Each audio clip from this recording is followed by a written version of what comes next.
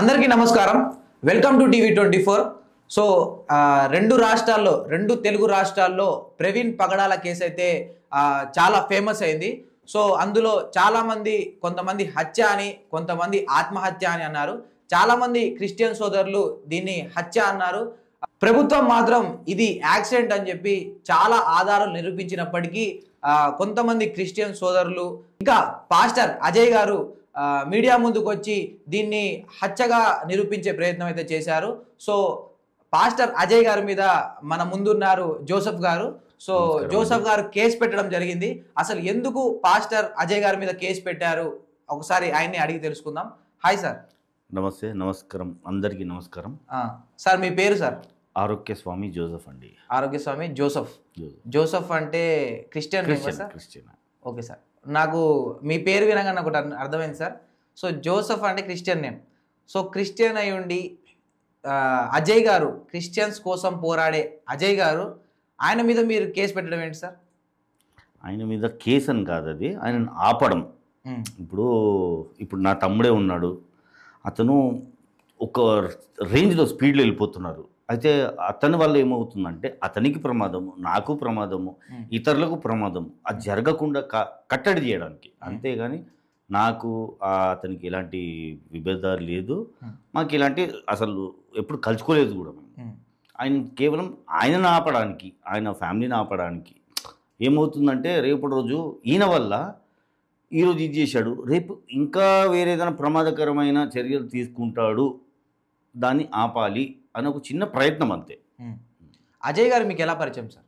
పరిచయం ఏం లేదు, ఇట్లా మీలాంటి న్యూస్లను చూడడం జరిగింది. ఎప్పటి నుంచి ఫాలో అవుతున్నారు అజయ్ గారిని మీరు?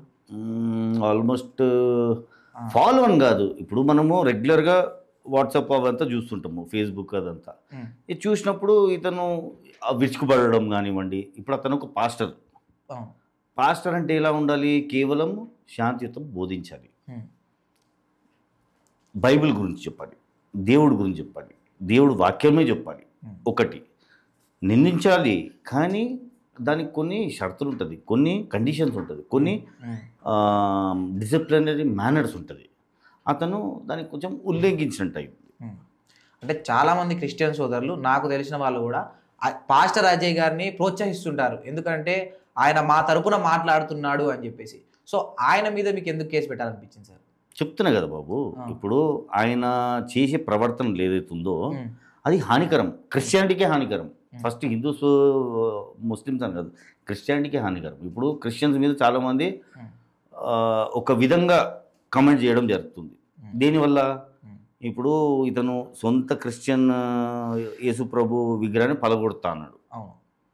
మరి సీతమ్మ తల్లి గురించి కూడా దురుసుగా మాట్లాడాడు, మళ్ళీ రాముడి గురించి కూడా మాట్లాడాడు, అలాగే శివుడి గురించి కూడా మాట్లాడాడు. ఎందుకు?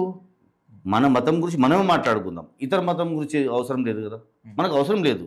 ఇప్పుడు నువ్వు పాస్టర్ అన్నప్పుడు ఎలా ఉండాలి? మన మతమే బోధించుకోవాలి ఫస్ట్. ఇతర మతాల గురించి బోధించాలంటే ఫస్ట్ నువ్వు శాంతియుతంగా బోధించాలి. అంటే అందులో ఉన్న, ఇప్పుడు నేను అడగలే కదా పాస్టర్ గారు నాకు ఇతర మతాల్లో ఏముంది, ఇతర మతాలు తప్పులు చెప్పమని భక్తులు అడగలే కదా. అడిగినా కానీ నువ్వు చెప్పొద్దు.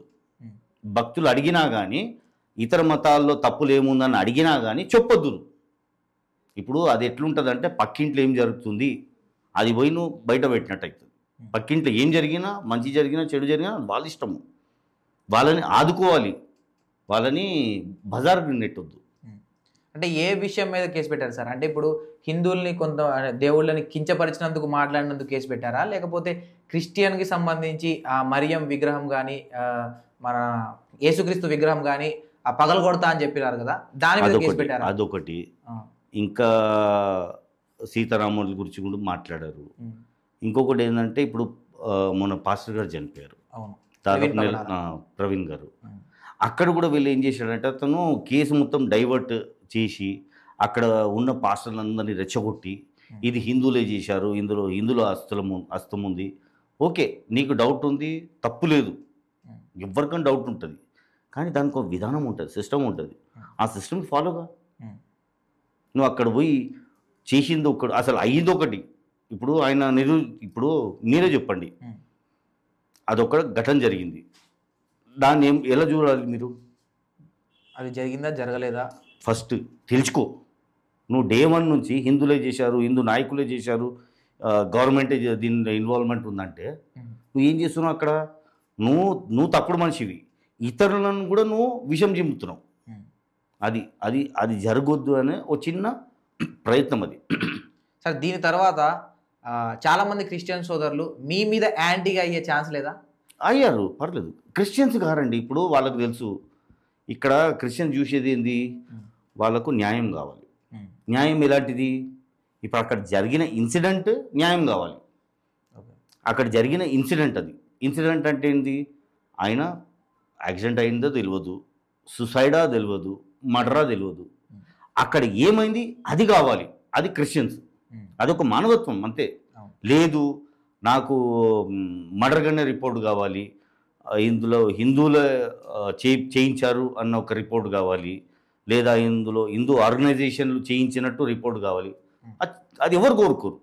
అది కోరుకున్నవాడు మనిషి కాడు. అలాంటిది రిపోర్ట్లు కోరుకున్నవాడు మనిషే కాడు. అక్కడ ఏం కావాలి నీకు? అక్కడికి ఆయన ఎలా చనిపోయాడు అలాంటి రిపోర్ట్ కావాలి. అయితే ఏం చేశారు, చాలామంది ప్రార్థన చేశారు, రిపోర్ట్ రావాలి రిపోర్ట్ రావాలని చెప్పి. రిపోర్ట్ పడ్డది.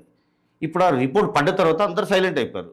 కానీ ఇప్పుడు కూడా చాలామంది బయటకు వస్తున్నారు ఏమని, వాళ్ళకు అనుకూలంగా రిపోర్ట్ కావాలని చెప్పి. చెప్పండి, ఆ న్యాయం అది? ఇప్పుడు వాళ్ళకు అనుకూలంగా లేదు, నాకు ఈ రిపోర్ట్లో సంతృప్తి లేదు, నాకు మర్డర్ రిపోర్ట్ కావాలి, నాకు హిందూ నాయకులే చేశారు అలాంటి రిపోర్ట్ కావాలి. సరే మోకరించండి, ప్రార్థించండి. ఒకవేళ దేవుడు మీ మొర ఆరగించి ఇచ్చినా మంచిదే కదా, చేయండి. ఇప్పుడు మీరు పాస్టర్లు అంటే ఏంది? దేవుడు బిడ్డలు, మీకు శక్తి ఉంటుంది, చేయండి. మళ్ళీ మీరు చేస్తలేరు కాబట్టి ఇలాంటి రిపోర్ట్లు వస్తుంది. మీరు చేయండి, ట్రై చేయండి. అంటే అజయ్ బాబు మీద కేసు పెట్టారు, మరి ఏమైనా రెస్పాన్స్ ఉందంటారా? ఉంది, మీరే చూస్తున్నారు కదా. ఒకప్పుడు ఎలా ఉండేది, ఇతర గుడ్లపై కానివ్వండి లేదా గ్రంథాలపై కానివ్వండి, ఆ కమెంట్ అనేది తగ్గిపోయింది. మీరే చెప్పారు కదా ఇందాక. ఎంతమంది తగ్గింది? మనకు కావాల్సింది ఏంది? వ్యక్తిగతంగా నువ్వు ఎవరిని చేసుకో, పర్లేదు, కానీ దేవుళ్ళ జోలికి రావద్దు. ఎవడైనా సరే, ఇక్కడ హిందూ క్రిస్టియన్ ముస్లిం ఒకరికొకరు పోరాడొద్దు. అంటే ఒకరికొకరు దేవుళ్ళని దూషించుకోవద్దు, ఒకరి గ్రంథాలను దూషించుకోవద్దు, వాళ్ళ ప్రార్థనా స్థలాన్ని కించపరచొద్దు. ప్రార్థనా స్థలాలు ఏవో రోడ్ల మీద పెట్టుకుంటే అది ప్రార్థనా స్థలం కాదు. అది ప్రార్థనా స్థలాలు ఒకటి ఉంటుంది. ఇప్పుడు మీకు మస్జిద్ ఉంది, చర్చ్ ఉంది, గుళ్ళు ఉంది. ఆ మూడిడ్చి వాళ్ళు రోడ్ల మీద ఏమేమి చేసుకోవాలి, రోడ్ అది. అది సార్ మీరు బైబిల్ చదివారా సార్? లేదు. బైబిల్లో అంటే చాలామంది క్రిస్టియన్ సోదరులు అంటారు విగ్రహారాధన లేదు.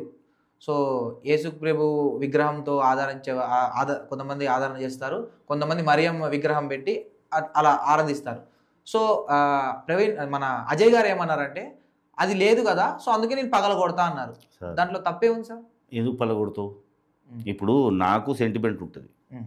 ఇప్పుడు నా తల్లి విగ్రహం ఉంది, నువ్వు నా ఇంట్లో వచ్చి పగలగొడతా అంటే ఊరుకుంటావా? ఎవరైనా ఊరుకుంటారా? అదంతే. ఇప్పుడు అది నా మూఢనమ్మకం అనుకోండి, నా పిచ్చే అనుకోండి, నీకెందుకు? నీకు విగ్రహం నచ్చకపోతే అది నీ ఇష్టం, నీ మీద బురద చల్లలేను. కానీ నా ఇంటికి వచ్చి పగలగొడతా అనేది అది ఎవరికి రైట్ లేదు, చెయ్యొద్దు కూడా. నిన్ను చూసి వేరేవాడు ఏమవుతాడు? ఇప్పుడు ఆయనకు ఫాలోవర్స్ చాలామంది ఉన్నారు, వాళ్ళు ఏమంటారు? ఇప్పుడు వాళ్ళు నీకన్నా ఒక స్టెప్ పైకి ఎదగాలని చూస్తారు వాళ్ళు. అక్కడ నువ్వేం చేస్తున్నావు? వాళ్ళకు మౌకా ఇస్తున్నావు, నేను ఇది చేస్తే నువ్వు ఇంకొకటి చెయ్యి అని చెప్పి. అలాంటి తగ్గాలి కాదు, అలాంటిది నశించిపోవాలి. అంటే మనం చాలామంది చూస్తుంటాం, పాస్టర్లు అంటే చాలా పీస్ బోధిస్తూ ఉంటారు, ఇదే కావాలి. కానీ అజయ్ బాబు గారు మాత్రం డిఫరెంట్గా ఉంటారు. అందుకే ఇప్పుడు ఆయన అలా చేయొద్దు, అది ఆయనకు మంచిది కాదు, వాళ్ళ ఫ్యామిలీ కూడా మంచిది కాదు. ఇప్పుడు వాళ్ళకు కూడా భార్య పిల్లలు ఉన్నారు, వాళ్ళకు కూడా రేపు సమాజంలో బయట తిరగాలంటే ఇప్పుడు తిరగాలి ఎవరి దగ్గర? హిందువులు ముస్లింలతోటే ఉండాలి కదా వాళ్ళు. నువ్వు హాయిగా బయట ఉంటావు, సమాజంలో వాళ్ళని ఎలా చూస్తారు? అరే వీళ్ళ భర్తనా, వీళ్ళ తండ్రా, వీళ్ళ అన్ననా, వీళ్ళ కొడుక, ఎందుకు ఆ ట్యాగ్ ఎందుకు పెడుతున్నావు వాళ్ళకు? నువ్వు మంచిది చెయ్యి, నువ్వు మంచిది చేసి నువ్వు హిందూ దగ్గర మంచి పేరు తీసుకో, ముస్లిం దగ్గర మంచి పేరు తీసుకో, వాళ్ళని సలాం కొడతారు. అది తెచ్చుకో. ఇప్పుడు అజయ్ బాబు గారు మీరు కేసు పెట్టారు, జైల్లోకి వెళ్ళారు, మళ్ళీ బెయిల్ మీద బయటకు వచ్చారు, మళ్ళీ మాట్లాడరు అని గ్యారంటీ ఏంటి? అది మళ్ళీ ఇప్పుడు మాట్లాడరు అనేది ఇప్పుడు అది ఆయన ఆలోచన. ఇప్పుడు దేవుడు నీకు ఒక మౌక ఇచ్చిండు, దాన్ని వాడుకోవాలి. ఇది దేవుడు ఇచ్చిన శిక్ష అనుకోవాలి. లేదు మనిషి ఇచ్చిన శిక్ష అంటే అది నువ్వు మళ్ళీ నీ బుద్ధి అలాంటి బుద్ధి నీది. ఓకే, అంటే కించపరిచిన మాటలు మాట్లాడు కాబట్టి అజయ్ బాబు మీద కేసు పెట్టారు. మరి రాధా మనోహర్ దాస్ తెలుసా సార్? తెలుసు. ఆయన కూడా చాలా వీడియోస్లో కానీ క్రిస్టియన్స్ గురించి కానీ ఇంకో ఇప్పుడు అదే అంటున్నా, ఇలాంటి పిచ్చోళ్ళు వీళ్ళకి ఒకటే టార్గెట్ ఏంటిది, పొద్దున్న లేవగానే ఇతర మతాల గురించి మాట్లాడేవాళ్ళు పిచ్చోళ్ళు. ఇప్పుడు మీరు లేడీ అఘోరి చూశారు కదా, సేమ్ ట్యాగ్ ఆయనకు పడుతుంది. మీ ఛానల్ ద్వారా చెప్తున్నా, ఖచ్చితంగా ఆయన వచ్చి ప్రతి క్రైస్తవులకి క్షమాపణ కోరుకోవాల్సిందే. రాధా మనోహర్ దాస్ గారు ఖచ్చితంగా క్షమాపణ కోరుకోవాల్సిందే. లేదంటే మీరు కూడా లేడీ అఘోరిలా పిచ్చోళ్ళలాగా తిరగాల్సిందే. ఎందుకంటే మీకు ట్యాగ్ పడిపోతుంది. ఎందుకంటే మీరు మత పెద్దలు అంటే ఎలా ఉండాలి, ఇతర మతాన్ని కూడా గౌరవించుకున్న పర్లేదు, కీల్చపరచొద్దు, రోడ్ల మీద వచ్చి అందరు జేజేలు కొడతారని చెప్పి ఇతర మతాన్ని దూషించే వాళ్ళని పిచ్చోళ్ళే అంటారు. ఎవరైనా సరే, నేనైనా సరే ఇతర మతం గురించి చెడుగా మాట్లాడితే నేను కూడా పిచ్చోడిని.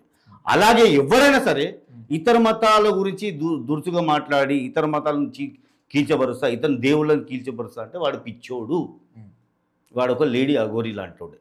ఓకే, అంటే రాజ్యాంగంలో ఆర్టికల్ 14 ప్రకారం స్పీచ్ మనం ఎట్లయినా మాట్లాడొచ్చు అనేది ఒకటి ఉంది. అంటే కించపరిచేది లేదు, కానీ ఎట్లైనా మాట్లాడాలి, కానీ తిట్టాలని లేదు కదా. 14లా మీరు ఎవరిని పడితే వాళ్ళని తిట్టాలి. ఫ్రీడమ్ ఉంది కదా సార్, ఫ్రీడమ్ ఆఫ్ స్పీచ్ అంటే ఏంటిది? స్పీచ్ అంటే మెసేజ్ డెలివరీ అవ్వడం, తిట్టడం కాదు. స్పీచ్ అంటే ఏంటిది? స్పీచ్లో కూడా you have to control your tongue. అందులో లేదు మీరు దేవుళ్ళని దూషించవచ్చు, గ్రంథాలను దూషించవచ్చు, లేదా మత పెద్దలను దూషించవచ్చు అని ఉందా? ఫ్రీడమ్ ఆఫ్ స్పీచ్ అంటే నీకు ఏదైనా ప్రాబ్లం ఉంది, నువ్వు వ్యక్తిగతంగా ఇది చేసుకోవచ్చు. దేవుళ్ళని వాడుకోని లేదనలా, చేయొద్దు కూడా. చేసినోడు చెప్తున్నా కదా పిచ్చోడు. ఇతర దేవుళ్ళను వాడేవాడు ఖచ్చితంగా పిచ్చోడే. అంటే కొంతమంది ఏంటంటే ఇప్పుడు అజయ్ గారు ఎవరైనా వేరే మతాన్ని తిడితే వాళ్ళు అజయ్ని తిట్టకుండా వాళ్ళ మతాన్ని తిడుతున్నారు. అదే అంటున్నా కదా, ఇది ఆగిపోవాలి. ఇప్పుడు ఇక్కడ ఏమవుతుంది, ఒకడు పెండ తిన్నాడు, వీడేం చేస్తాడు, నువ్వు పెండ తింటావా, నేను పెండ కన్నా గలీజ్ అయింది తింటా అంటాడు. అంటే ఇక్కడ ఏమవుతుంది, మీరు ఇతరులకు ఏం నేర్పిస్తున్నారు? మీరు శాంతి బోధకులు. పెండల గురించి మనిషి మలమా దాని గురించి మాట్లాడొద్దు. మీరు దాన్ని పక్కకు పెట్టి న్యాయం గురించి, పీస్ గురించి, శాంతి సమాధానం గురించి, దేవుని ప్రేమ గురించి, దేవుని ప్రేమని చెప్పండి రా నైనా. దేవుని ప్రేమ వదిలేసి ఇతర దేవుడు ఏం చేస్తున్నాడు, ఇతర గ్రంథాలు ఏమో మీకేం పని కాదు. అసలు తప్పంతా వినే భక్తులది. వాళ్ళు ఏం చేయాలంటే చప్పట్లు కొట్టేది మానేసి వాని పోయి చెవట్లు పెట్టాలి. నేను వచ్చిన దీనికి నా మతం గురించి తెలుసుకోవడానికి వచ్చిన, ఇతర మతంలో ఏముంది అని చెప్పి పుల్లలు పెడుతుంటే చూడడం కాదు, వేసి వాడలేసి 2 చెంప దెబ్బ పెట్టాలి. ఎవడైనా సరే, ఏ మతస్థుడైనా సరే వాడు ఏం చెప్పాలి, నా మతం నేను ఈ మతస్థుని, నాకు ఈ మతం గురించే చెప్పు, ఇతర మతం గురించి చెప్పకు. వాడేలేసి చెంప దెబ్బ కొట్టడం స్టార్ట్ అవ్వాలి. అంటే క్రిస్టియానిటీలో కూడా కొద్దిగా కన్వర్షన్స్ ఎక్కువ ఉంటాయి సార్. సో దాని మీద మీ ఒపీనియన్ ఏంటి సార్? కన్వర్షన్ అంటే కన్వర్ట్ ఎందుకు అవ్వాలండి? ఇప్పుడు నేనుగా ఎవరు నన్ను బలవంతం పెట్టకుండా, ఎవరు నన్ను మార్కెటింగ్ అంటారు, అది మార్కెటింగ్ అవసరం లేదు. ఇప్పుడు దేవుడు ఉన్నాడు, నా ఇచ్ఛానుసారంగా నేను ఇప్పుడు మస్జిద్కి వెళ్తాను. మస్జిద్ దగ్గర పోయేటప్పుడు నేను ఇట్లా అంటాను, మీరు చెప్తారా నాకు ఇట్లా చేయమని చెప్పి? అలాగే గుడి ఉంటుంది, ఇలా అనుకుంటూ పోతాను. ఎందుకు? మర్యాద ఇవ్వడం. దేవుళ్లకు మనం మర్యాద ఇవ్వాలి, కీల్చపరచొద్దు. ఎవడైనా అక్కడ టాయిలెట్ పోస్తే మనం పోయి ఆపాలి. ఉంటారు కొందరు తెలియకుండా చేస్తారు, వాని పోయి ఆపాలి. అంతేగాని ఇది ఇతర మతము నాకు అందరు వ్యతిరేకిస్తారు, నేను కూడా వ్యతిరేకిస్తా అందరు కాదు, కొందరు. ఆ కొందరు నేను కూడా ఉండదు, మీరు కూడా ఉండదు. అంటే ఇప్పుడు ప్రవీణ్ పగడాలది కూడా కేసు అయింది, అంటే న్యూస్ అయింది బాగా. సో ఆయన సెన్సేషన్ అయింది, అది సెన్సేషన్ అయింది. ఇప్పటికీ అది ఇంకా కొనసాగుతూనే ఉంది. కొంతమంది ఆత్మహత్య అంటున్నారు, కొంతమంది హత్య అంటున్నారు. ప్రభుత్వం ఎన్ని ఆధారాలు చూపించినప్పటికీ అది హత్య అని చెప్పేసి అంటున్నారు. దాని మీద మీ ఒపీనియన్ ఏంటి సార్? అది హత్యనా ఆత్మహత్య అంటే యాక్సిడెంటా? ఇప్పుడు దాని గురించి తెలిసిన వ్యక్తులు ఇద్దరే. ప్రవీణ్ పగడాల గురించి. ప్రవీణ్ పగడాల మరణించకముందు ఆ సమయంలో ఆయన దేవుడు. మూడో మనిషి ఉంటే ఆ మూడో మనిషిని ఎవరైనా చూసి ఉంటే ముందు పెట్టండి. నాకు తెలిసి కే పాల్ గారు చెప్పినట్టుంది, మూడో మనిషి గురించి తెలిసిందని చెప్పి. ఆ కే పాల్ పెద్ద మనిషి ఎవరైతే ఉన్నారో ఆ రుజువును బయట పెడితే బాగుంటుంది. అంటే అజయ్ గారు అరెస్ట్ అయిన తర్వాత ఎవరైనా స్పందించారు అంటే అది కే పాల్ గారు. అవును. కే పాల్ గారి గురించి ఏం చెప్తారు సార్? కే పాల్ ఆయన స్టెబిలిటీ లేని మనిషి, స్టెబిలిటీ లేదు పాపం ఆయనకు. ఒకప్పుడు మనం చూసింది ఏంటంటే విదేశాల్లో ఆయన గురించి పెద్ద వాళ్ళు వెయిట్ చేసేవాళ్ళు, చాలా పెద్దవాళ్ళు. అక్కడ అప్పట్లో ఈవెన్ ప్రెసిడెంట్లు కూడా వెయిట్ చేసేవాళ్ళు. కానీ ఇప్పుడు ఈయన పరిస్థితి ఎలా అయిపోయిందంటే ఇండియాకి వచ్చిన తర్వాత ఏ ఉద్దేశంతో వచ్చిందో తెలియదు. అంటే ఏదైనా ప్రెసిడెంట్ అవుదామన్న ఒక కలగన్న ఉండొచ్చు, దాని గురించి ఈ ప్రయత్నాలు. సరే నేను ఇలా చేసుకుంటా, ఏదో దేశానికి ఏదో సేవ చేస్తాను అని చెప్పి ఒక ఇంటెన్షన్ ఉంది ఆయనకు. పనికిరాని ఇంటెన్షన్. ఇవన్నీ బురదలో కాలు పెట్టి వాసన వస్తున్నట్టు వాసన వస్తుంది. మళ్ళీ చేస్తే మంచి పనులు చెయ్యి. నీకు మర్డర్ అనిపించిందా నిరూపించు. ఇప్పుడు ఆల్రెడీ సిబిఐ పెట్టినావు. సిబిఐ పెట్టిన తర్వాత కూడా మళ్ళీ నువ్వు సైలెంట్గా ఉండాలి, వాళ్ళ పనులు వాళ్ళు చేసుకోవాలి. నువ్వు వచ్చి పెంట చేయడం ఏంది? సిబిఐకి ఒకసారి సిబిఐ పోయిందంటే actually everybody should be pin drop silence. వాళ్ళకు పని చేయనియాలి. ఇప్పుడు సీన్ ఆఫ్ ఇన్సిడెంట్ అయింది, అక్కడ అందరు వందల మంది పోయి మళ్ళీ నాకు ఇలా కావాలి అలా కావాలంటే ఏడికెళ్ళి దొరుకుతుంది? మీరు అక్కడ పోయి చిందరు ముందరు చేసి పడేసిండ్రు. నిజంగా ఆధారాలు ఉన్న వ్యక్తి కూడా వచ్చి మాట్లాడాలి అంటే సార్ అదే అంటున్నా. ఇప్పుడు కొన్ని లక్షల మంది దగ్గర ఫుటేజెస్ ఉన్నది అంటుండ్రు. అందులో జెన్యున్గా ఇద్దరి దగ్గర ఉండొచ్చు. వాడు కూడా ఏమనుకుంటాడు, అరే ఇంతమంది ఇది ఏఐ అన్నప్పుడు నాది కూడా ఏఐ ఉండొచ్చు అని చెప్పి వాడు కూడా సైలెంట్ అయిపోతాడు. మీలాంటి వాళ్ళ వల్ల ఎవడైతే ఎవిడెన్స్ ఉన్నది అనుకుంటాడో వాడు కూడా బయట రాని పరిస్థితి. ఎందుకంటే మీలాంటి వాళ్ళ వల్ల మీరు వెళ్ళి ఏం చేస్తున్నారు దాన్ని అసలు ఎక్కడ అసలు ఆ కేసు ఏంది మీకు ఏం ఆలోచన లేదు. ఆ ఫ్యామిలీకి ఏమవుతుందో పట్టింపు లేదు, ఈ సమాజానికి ఏమవుతుందో పట్టింపు లేదు. నాకు కేసు ఇలాగే కావాలి, నాకు రిపోర్ట్ ఇలాగే కావాలి, నాకు మర్డర్గానే రిపోర్ట్ ఇవ్వండి, యాక్సిడెంట్కి ఇవ్వద్దు. రిపోర్ట్ కావాలన్నారు, రిపోర్ట్ వచ్చింది లేదు, అందులో సాటిస్ఫాక్షన్ లేదు. సరే ఇప్పుడు సిబిఐ పోయింది. ఇప్పుడు సిబిఐ వచ్చిన తర్వాత కూడా వీళ్ళకి సాటిస్ఫాక్షన్ దొరకదు. ఎందుకంటే అక్కడ ఏముందో అది ఇస్తారు. యాక్చువల్లీ వీళ్ళకి ఏం కావాలి? వీళ్ళకు మర్డర్గా కావాలా? ఒకసారి రాసి ఇవ్వాలి వాళ్ళు. మీకు ఎలాంటి రిపోర్ట్ కావాలి? మర్డర్గా రిపోర్ట్ కావాలా? హిందువులు చేసిన మర్డర్గా కావాలా? లేదా ఇందులో చంద్రబాబు నాయుడు, పవన్ కళ్యాణ్ వాళ్ళ హస్తం ఉన్నట్టు రిపోర్ట్ కావాలా? లేదా ఈవెన్ కొందరు పిచ్చినా కొడుకులు అమిత్ షా పేరు కూడా తీసిండు, ఆయన పేరు కూడా ఉండాలా? ఫస్ట్ వీళ్ళు రాసి ఇవ్వండి. వీళ్ళ దగ్గర ఆధారాలు ఉందంటుండ్రు, మళ్ళీ ఎక్కడ పెట్టుకున్నారు ఆధారాలు? తెచ్చిపెట్టండి ముందు. 20 రోజులు దాటింది, ఇంతవరకు ఒక్కడు పెట్టలేదు. కానీ వీళ్ళకు న్యాయం కావాలంట. ఆధారాలు జోబులో పెట్టుకొని ఫోన్లో పెట్టుకొని న్యాయం కావాలంటే ఎవడిస్తాడు? అంటే కొన్ని వీడియోలు నమ్మసక్యంగా లేవు అని అంటున్నారు. ఎందుకంటే పాస్టర్ కదా, సో మందు వైన్స్కి వెళ్ళిన వీడియోస్ ఇప్పుడు క్రియేట్ చేశారు ఏఐ వల్ల అని అంటున్నారు. ఇప్పుడు ఈ పెద్ద ఆయన్నే అన్నాడు, కపాల్ గారు, కేపాల్ అంటే కపాల్, ఆయనే అన్నారు. ఏమన్నారు? మద్యం తాగడం తప్పు కాదు అని చెప్పి ఆయనే మొన్న ఒక మీడియా చెప్పడం జరిగింది. తప్పు లేదు మద్యం తాగడం. సార్ ఈరోజు ఆడవాళ్ళు కూడా తాగుతున్నారు. అలాంటిది మగ పాస్టర్లు తాగడం తప్పులేదు.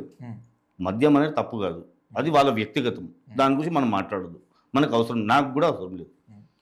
అలాంటిది ఇప్పుడు ఈ పెద్ద మనిషి అన్నాడు మద్యం తాగడం తప్పు కాదని చెప్పి ఈయననే అన్నారు. మరి చాలామంది కొందరు పాస్టర్లే ఆయన అసలు ముట్టుకోలేదని చెప్పి వాళ్ళు వాదిస్తున్నారు. నిజంగా చెప్పాలంటే వీళ్ళు ఏం చేస్తున్నారంటే శవాల రాజకీయం చేస్తున్నారు, శవాల పైన. ఎలా అంటే అక్కడ జరిగింది ఒకటి, దాన్ని మ్యానిపులేట్ చేసి మొత్తం దాన్ని రఫాదఫా చేసి పడేసిండ్రు. ఈరోజు వాళ్ళకి ఏం కావాలి? వాళ్ళకి న్యాయం కావద్దు, వాళ్ళకి న్యాయం కాదు, వాళ్ళకి కావాల్సింది ఏంది, అక్కడ ఉన్న ప్రభుత్వం మీద బురద జల్లాలి. ఎలా జల్లాలి? ఇది ఒక అవకాశం దొరికింది వాళ్ళకు. అక్కడ ఉన్న ప్రభుత్వం మీద బురద జల్లి ఏదో విధంగా ఆ ప్రభుత్వాన్ని గెంటేయాలి, జగన్ బైని దేవాలి. అదొక్కటే కుట్ర ఇది, వేరే ఏం లేదు ఇంట్లో. యాక్చువల్లీ అదే సమయంలో ఇద్దరు వేరే పాస్టర్లు మరణించారు యాక్సిడెంట్గా. వాళ్ళు కూడా యాక్సిడెంటే, వాళ్ళు ఇంట్లో చనిపోలేదు. మరి వాళ్ళ మీద ఒక్కొక్కరికి సానుభూతి లేదు, వాళ్ళ కుటుంబం గురించి ఒక ఆలోచన లేదు. ఇప్పుడు శవాల మీద రాజకీయం అంటే ఏం చేస్తున్నారు? డబ్బులు వసూలు చేస్తుండ్రు. ఏదో ప్రార్థనలు పెడతాము లేదా అన్నదానం చేస్తామని చెప్పి, ఒక్కడైతే డబ్బులు మొత్తము పోగేసిన తర్వాత క్యాన్సల్ అని చెప్పి ఒక డిక్లరేషన్ ఇచ్చిండు. అంటే మీరు ఇదా చేసేది మీరు? అంటే ఆ మనిషికి ఆ మనశ్శాంతి లేకుండా, ఆత్మశాంతి లేకుండా, ఆత్మకు శాంతి కలగకుండా మీరు ఇప్పుడు వరకు కూడా పీక్కు తింటుండ్రు. ఇంకొక అతను కూడా ఏదో సభ పెడతా అని చెప్పి 20,000 జనాలకు అన్నదానం. ఎవడు అడిగినరా నేను అన్నదానం? సికింద్రాబాద్లో ఒక మనిషి, పెద్ద మనిషి రూపాయి భోజనం పెడుతుండు. అది పెట్టండి, సొంత డబ్బులకి పెట్టండి. పెడతారా? మీరు మీడియాతో మాట్లాడి కింద ఏటీఎం, పేటిఎం, గూగుల్ పే నంబర్లు పెట్టి ఎవరిని చూతే చేస్తుండ్రు మీరు చేసేది సమాజ సేవ కాదు, సమాజానికి పట్టిన చీడ పురుగులు. మీకు ఉన్నదనం చేయాలంటే సొంత డబ్బులతో చేయండి. అది తీసేయండి, కిందికి వెళ్ళి గూగుల్ పే, ఫోన్పే మొత్తం తీసేయండి. చేస్తాడా? ఎవ్వరు రాదు, దొంగ నా కొడుకులు. వాళ్ళకు నిజంగా ఆ ఆత్మకు శాంతి కలగాలి, ఆ ఇంటికి న్యాయం చేయాలంటే సొంతంగా మీ డబ్బులు పెట్టి చేయండి. అప్పుడు నాలాంటి వాళ్ళు మేము కూడా వచ్చి చేస్తాం, హెల్ప్ చేస్తాం. ఇది ఏంటంటే ఇది శవాల మీద రాజకీయాలు, దళిద్రులు. అంటే కొంతమంది చూసే ప్రజలు కూడా ఇలాంటి వాళ్ళని ఎంకరేజ్ చేస్తున్నారు అనుకోవచ్చు. అంటే వ్యూస్ రావడం వల్లనే చాలామంది అజయ్ గారి వీడియోలు ఓపెన్ చేసి చూడడం, రాధా మనోహర్ వీడియోలు ఓపెన్ చేసి చూడడం. ఎలా చూస్తున్నారు? అదే సార్, వీళ్ళకు దేవుళ్ళు అంటే ప్రేమ లేదండి, భయం లేదు. దేవుడు అంటే ఒక మర్యాద లేదు. వీళ్ళకి ఎట్లా అంటే దేవుళ్ళ మీద రాజకీయము, దేవుళ్ళ మీద హాస్యము, దేవుళ్ళని తిట్టిపిచ్చేది ప్రోగ్రాము, దేవుళ్ళని తిడితేనే వీళ్ళకు ఇల్లు గడుస్తుంది అనే దళిద్రులు. ఎవడైనా సరే, ఎవడైతే దేవుణ్ణి ముందు పెట్టి డబ్బులు సంపాదిస్తాడో, ఇల్లు గడుపుతాడో, పబ్బం గడుపుకుంటాడో వాళ్ళు దళిద్రులు. దేవుడు లేకుండా మీరు ఇతర దేవుళ్ళని తిట్టకుండా మీరు 10 రోజులు ఉండండి, ఉండలేరు. వాళ్ళు సతమతం అయిపోతారు. వాళ్ళ పని అది. ఇతర దేవుళ్ళని తిట్టాలి, రోజులు గడుపుకోవాలి, డబ్బులు సంపాదించాలి. అదొక బతకాది.